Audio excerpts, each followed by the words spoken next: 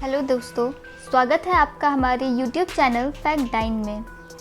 आज के इस वीडियो में हम बात करने वाले हैं देववाणी संस्कृत की, जो कि दुनिया की सबसे प्राचीन भाषा है। तो चलिए दोस्तों, शुरू करते हैं बिना किसी देरी के।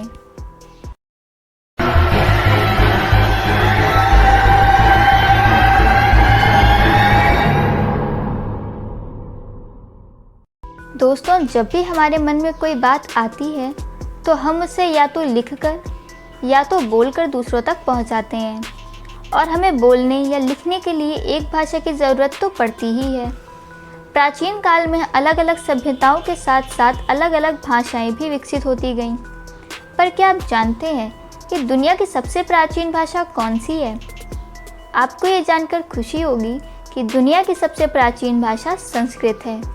संस्कृत, जो कि एक समय में भारतीय महाउपद्वीप की राष्ट्रभाषा हुआ करती थी। तो चलिए दोस्तों, आज हम लोग आपको संस्कृत से जुड़े उसके इतिहास के बारे में बताते हैं। वेदों को दुनिया का सबसे प्राचीन साहित्य माना जाता है। पौराणिक मान्यताओं के अनुसार महादेव ने वेदों का ज्ञान ब्रह्मा जी को दिया, और ब्रह्मा जी ने यह ज्ञान अपने 4 पुत्रों अग्नि, वायु, आदित्य और अंगिरा को दिया।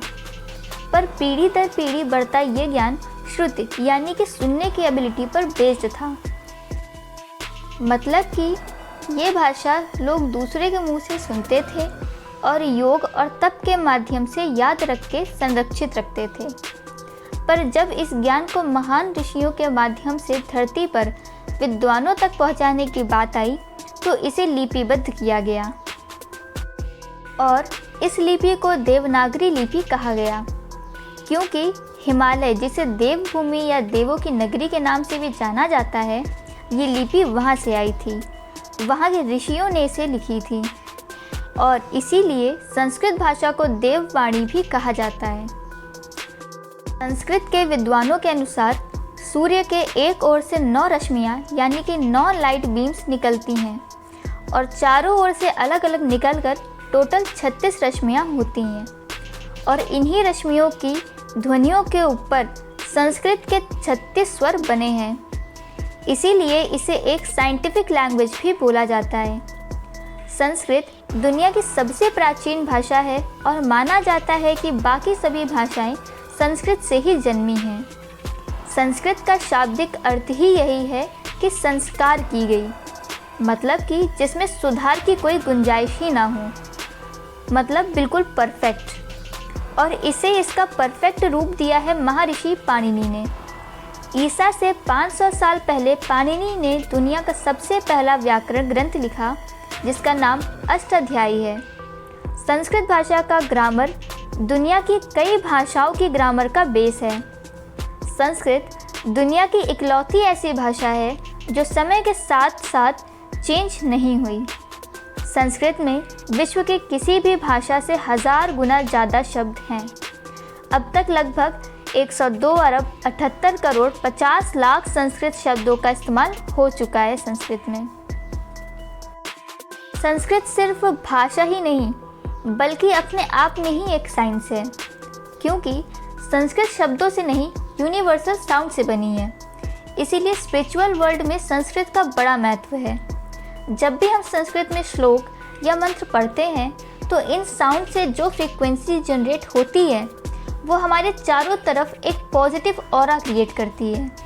इसीलिए मेडिटेशन और स्पिरिचुअलिटी में मंत्रों का बहुत बड़ा रोल होता है। ये एक मिसकंसेप्शन है कि संस्कृत सिर्फ हिंदुओं के लिए ही है या फिर मंदिरों और धार्मिक कार्यों में इस्तेमाल में आने वाली भाषा है, जबकि सच तो ये है कि धार्मिक कार्यों में इस्तेमाल में आने वाली संस्कृत अपने पूरी लिटरेचर का सिर्फ 5% ही है, और बाकी 95% का धर्म से कोई लेना देना ही नहीं है। भारतीय संस्कृति और विचारधारा का माध्यम होते हुए भी ये एक सेक्युलर लैंग्वेज ही रही है। संस्कृत में religion, literature, philosophy, humanity, spirituality और साइंस जैसे सभी सब्जेक्ट्स पर ग्रंथ लिखे जा चुके हैं। ग्रामर में पाणिनि और पतंजलि जैसे महान ऋषि हुए, जिन्होंने अष्टाध्यायी और महाभाष्य जैसे रचनाएं की, जिनका पूरे विश्व में कोई जोड़ नहीं है। एस्ट्रोनॉमी और मैथमेटिक्स में आर्यभट्ट, ब्रह्मगुप्त और भास्कर जैसे विद्वान हुए, तो वहीं आयुर्वेदा और मेडिसिन में चरक और सुश्रुत जैसे विद्वान हुए। फिलॉसफी में गौतम बुद्ध, जिन्होंने न्याय शास्त्र की रचना की, और ऐसे अनेकों ऋषि हुए और मुनि हुए जिन्होंने ज्ञान विज्ञान के क्षेत्र में बेहद महत्वपूर्ण रचनाएं की, जो आज के समय में बहुत आगे हैं। पर अफसोस की बात तो ये है कि हम लोग आज भी इन सब चीज़ों से अनजान हैं। जहाँ एक तरफ हम वेस्टर्न कल्चर्स की ओर भाग रहे हैं, दूसरी ओर रशिया, जर्मनी, जापान और अमेरिका जैसे कई देश हमारी प्राचीन ग्रंथों की मदद से नए नए रिसर्च कर रहे हैं और हमारे प्राचीन ग्रंथों को गहराई से समझने के लिए वो संस्कृत को बढ़ावा भी दे रहे हैं। विदेशी आक्रमणकारियों के शासन से पहले संस्कृत राजकाज की भाषा हुआ करती थी, पर धीरे धीरे इसका पतन होता गया। नालंदा और तक्षशिला जैसी यूनिवर्सिटीज़ के डिस्ट्रक्शन के साथ ही संस्कृत लिटरेचर का एक बहुत बड़ा पार्ट भी खत्म हो गया। आज भारत भले ही दुनिया में ज्ञान विज्ञान के क्षेत्र में बहुत पीछे हो दुनिया से, पर एक समय था जब पूरी दुनिया में साइंस और टेक्नोलॉजी में भारत सबसे आगे हुआ करता था और विश्व गुरु कहलाता था। पर अभी कुछ ऐसे लोग भी हैं जो इस महान धरोहर को संभाले हुए हैं। कर्नाटक के शिमोगा जिले में बसा एक मत्तूर नाम का गांव है, जहां पर लोग आज भी संस्कृत भाषा का ही इस्तेमाल करते हैं हर काम के लिए, और फ्री में जो संस्कृत पढ़ना चाहते हैं उनको पढ़ाते भी हैं। इस गांव की पूरी जानकारी आपको डिस्क्रिप्शन बॉक्स में दिए गए लिंक पर मिल जाएगी। आप उस वीडियो को ज़रूर देखें। संस्कृत भारती जैसी कुछ नॉन प्रॉफिट ऑर्गेनाइजेशंस भी हैं जो लगातार संस्कृत को पुनर्जीवित करने के लिए प्रयासरत हैं। और अब अगर ज़रूरत है तो हमें अपने रूट्स को पहचानने की है और वेस्टर्न कल्चर से ज़्यादा अपने कल्चर पर ध्यान देने की ज़रूरत है।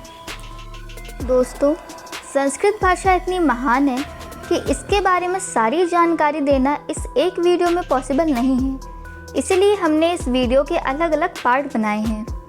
तो दोस्तों, इस वीडियो के अगले पार्ट में हम आपको कुछ ऐसे इंटरेस्टिंग फैक्ट्स बताएंगे संस्कृत के बारे में, जिसे सुनकर आप भी बहुत गर्व महसूस करेंगे अपनी इस लैंग्वेज में, और ये भी बताएंगे कि कैसे ये प्रूफ होता है कि संस्कृत एक प्योर लैंग्वेज है और इतनी ज़रूरी क्यों है। तो बने रहिए हमारे साथ, और अगर आपको ये वीडियो पसंद आई हो तो हमारी वीडियो को लाइक और चैनल को सब्सक्राइब करना ना भूलें और ज़्यादा से ज़्यादा शेयर करें इस वीडियो को।